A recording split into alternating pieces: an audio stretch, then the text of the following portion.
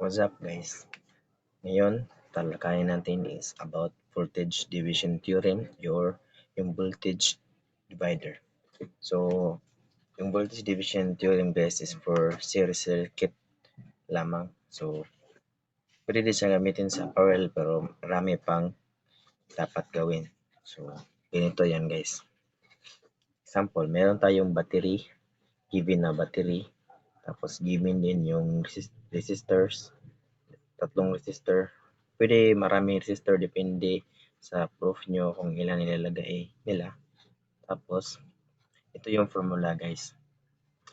What if ipinahanap sa inyo is yung R3. So, ito yung ilagay nyo dito yung resistor dito sa R3. Tapos sa baba lahat ng mga resistor na nabanggit dyan nabanggit dito sa diagram. So, maintindihan natin yan guys pag may example. So, ito. Example, meron tayo 24 volts na battery, may 3 ohms, tapos 2 ohms, tapos may 1 ohm na mga resistance. So, example, pinahanap sa iyo yung proof mo is yung resistor number 2. So, ilagay natin guys kung ano yung nasa resistor number 2. So magiging R2 to guys. So, R2.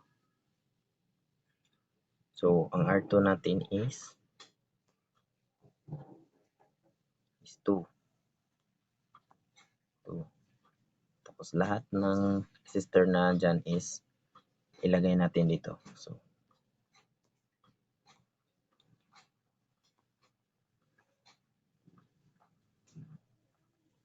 So R1 natin is 3.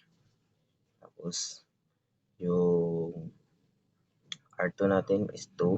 Then yung R3 natin is 1. Since tatlo lang yung given, so mawawala yung plus sign uli. Then yung total voltage niya guys is 24 volts. So 24 volts. 24 volts. 24 volts. Tapos gamit yung calcu, masusolve natin yan guys. Gamit ng calcu.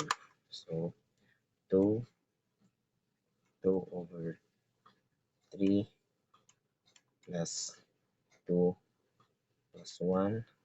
Then times natin sa total voltage which is 24. So makuha natin is 8 volts. So yung battery dito sa 2 ohms is 8 volts. So ano naman yung sa R3? What if R3? R3. So bigyan natin 1. 1 volts. So merong 4 ohms o 4 volts. What if sa 3? So 3. 3 na naman tayo. So 3. So 12. Kita nyo guys, lahat ng ng volts na nakuha natin is equals dun sa total voltage. So 12 plus ito 8 plus 4 is equal to 24 volts. So yun lang guys. So ito, para naman if meron siyang parallel. Diba state that doon guys is pag ganito yung diagram, pag nito yung diagram, merong is yung ito parallel to. Parallel siya dito, di ba? So yung voltage dito guys is equals nandito. Kasi parallel nga, yung voltage ng parallel sa rule is mag-equal lang sila. So paano ba to? Ang gawin natin guys is yung itong tatlo is iisa lang natin ng diagram. So ganito yung mangyayari guys. Since series lang silang dalawa, i-add natin. So ito is 12. Tapos parallel siya dito, 0 sa 0.1. Gawin nating series siya lahat. So, ito niya 12 times 0.1 tapos 12 plus 0.1 is equals to 12 plus 0.1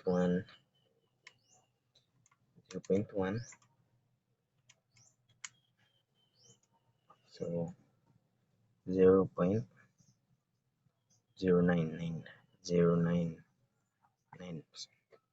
So gawin nating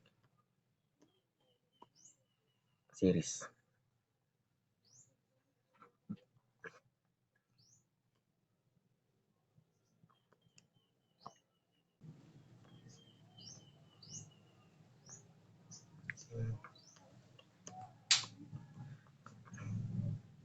Tapos gamitin ulit natin yung formula, which is yung hinahanap natin is yung nasa V10.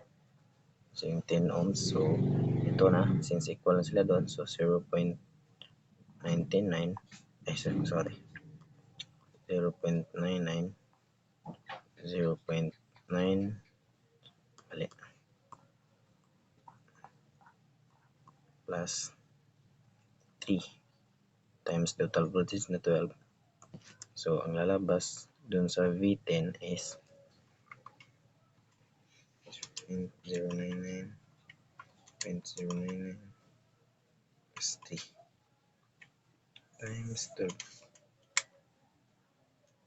So yung voltage niya sa 10 is 0.38 volts. Thank you guys.